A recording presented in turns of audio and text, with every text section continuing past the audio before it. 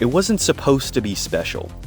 The AE86 was built to be a simple, light-weighted commuter, cheap to buy, cheap to run, and anything but a threat. And yet, somehow, this humble compact car became one of the most revered machines in Japanese automotive culture.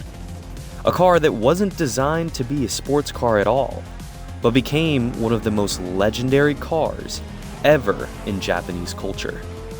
By the mid-80s, Toyota could see where the world was heading. City in city! Front-wheel drive was efficient, practical, and the obvious path forward for the Corolla.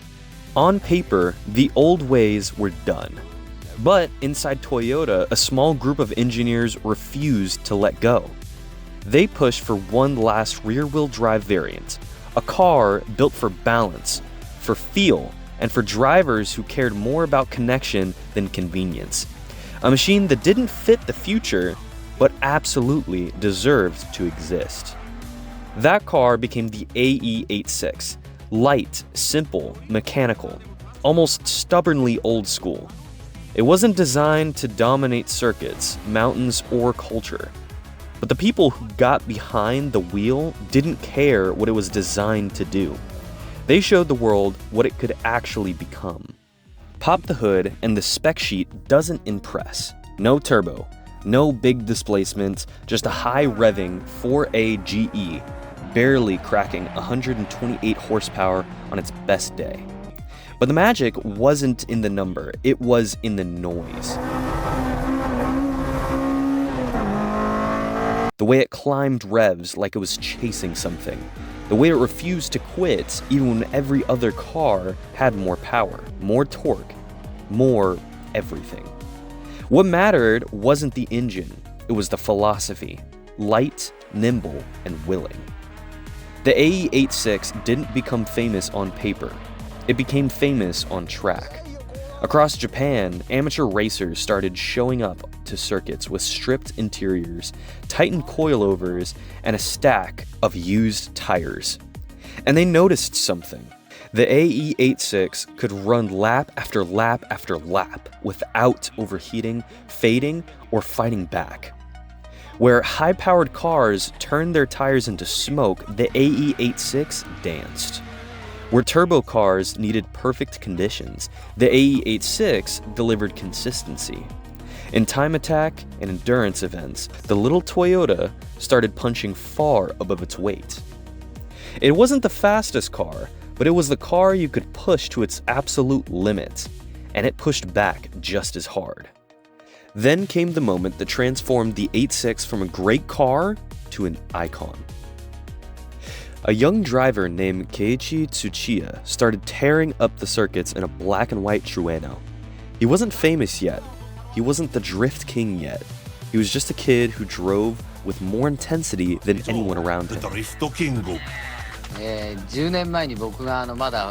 When I was racing, everybody knew that I would win.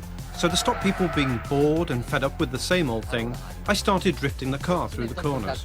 What set him apart wasn't raw speed. It was control. A level of car connection that made the 86 look like an extension of his body. Tsuchiya pushed the car so hard that the tires screamed through the corners. His lines wider, faster, and more fluid than anyone expected. And suddenly, the AE86 wasn't just a budget racer. It was a statement. A driver in perfect sync with a machine that rewarded skill over horsepower. As Tsuchiya's reputation grew, so did the 86's. Magazines started covering it, clubs started forming around it, tuning shops began developing parts specifically for it. Everywhere the car went, it forced people to rethink what mattered in performance. And then came the cultural wave. Videos of Tsuchiya's driving spread across Japan the way viral content spreads today. Hand to hand, tape to tape, friend to friend. A new generation watched the 86 sliding in perfect rhythm and decided that's what driving is supposed to feel like. The 86 wasn't fast, but it was pure, and purity doesn't age. Today, the AE86 still shows up at track days, time attacks, hill climbs, and autocross events. It still embarrasses new cars with double or triple the horsepower. It still rewards the drivers who choose finesse over force. And whether it's the Trueno or the Levin, the truth hasn't changed. The 86 became legendary, not because of what it had, but because of what it did in the hands of people who refused to let numbers define skill. Most cars earn their legacy through power, fame, or success. The 86 earned its through heart.